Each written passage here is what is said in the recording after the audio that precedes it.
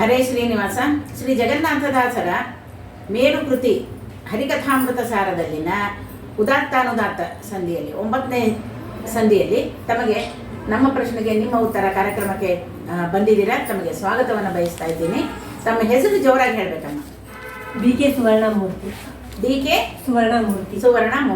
ತಮಗೆ ನಮ್ಮ ಪ್ರಶ್ನೆಗೆ ನಿಮ್ಮ ಉತ್ತರ ಕಾರ್ಯಕ್ರಮಕ್ಕೆ ಸ್ವಾಗತ ಮತ್ತು ಈ ರಸಪ್ರಶ್ನೆ ರಥೋತ್ಸವಕ್ಕೆ ತಮಗೆ ಸ್ವಾಗತವನ್ನು ಬಯಸ್ತಾ ಇದ್ದೀವಿ.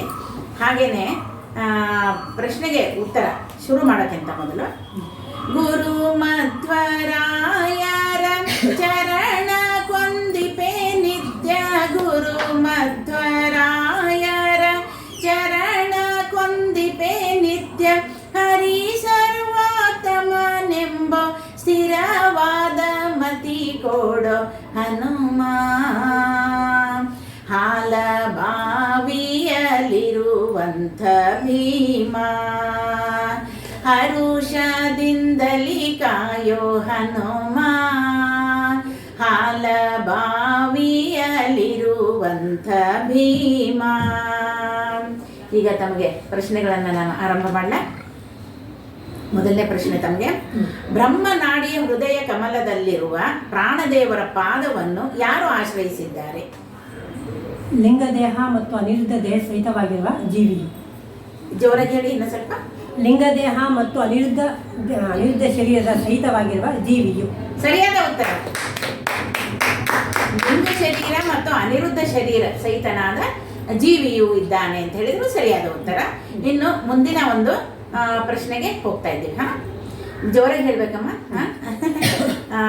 ಅಂದ್ರೆ ಎಲ್ಲ ಕೇಳಿಸುತ್ತೆ, ಆನಂದ ಆಗತ್ತೆ. ಓಕೆ. ಬೇಸಿಗೆ ಕಾಲದ ಋತುವಿಗೆ, ಇದೇ ಕಾಲ ಈಗ, ಬೇಸಿಗೆ ಕಾಲದ ಋತುವಿಗೆ ಏನೆಂದು ಕರೆಯುತ್ತಾರೆ? ವಸಂತ ಋತು ಎಂದು ಕರೆಯುತ್ತಾರೆ. ವಸಂತ ಋತು ಅಂತ ಕರೀತಾರೆ ಅಂತ ಹೇಳಿದ್ರು ಸರಿಯಾದ ಉತ್ತರ. ಇನ್ನು ಮೂರನೇ ಪ್ರಶ್ನೆಗೆ ಬರೋಣ. ತಯಾರಾಗಿದ್ದೀರಿ? ಒಳ್ಳೆ ಉತ್ಸಾಹ. ಹೇಳಿಬಿಡ್ಬೇಕು, ಕೇಳಿಬಿಡ್ರಿ ಬೇಗ, ನಾನು ಹೇಳಿಬಿಡ್ತೀನಿ ಅನ್ನೋ ಉತ್ಸಾಹದಲ್ಲಿದ್ದೀರಾ. ಒಳ್ಳೇದು. ಎಲ್ಲ ದೊಡ್ಡವರ ಆಶೀರ್ವಾದ. ಓಕೆ, ಬರೋಣ ಮೂರನೇ ಪ್ರಶ್ನೆಗೆ.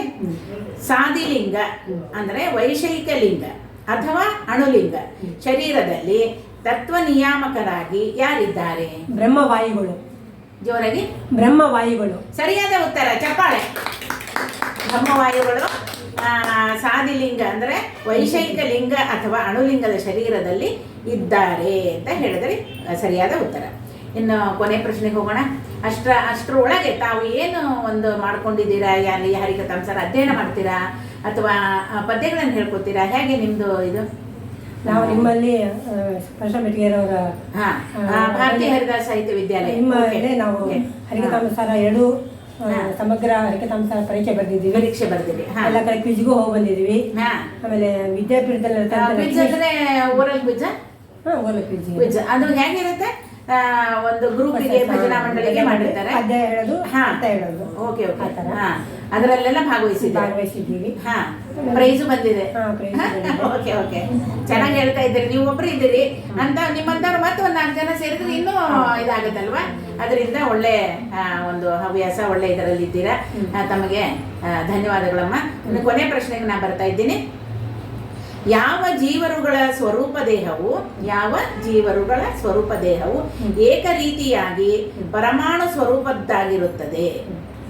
ಬ್ರಹ್ಮಾದಿ ತೃಣಾಂತ ಜೀವರ ಬ್ರಹ್ಮಾದಿ ತೃಣಾಂತ ಸಮಸ್ತ ಜೀವರಲ್ಲಿ ಏಕರೂಪವಾಗಿ ಪರಮಾಣು ರೂಪವಾಗಿ ಇರ್ತದೆ.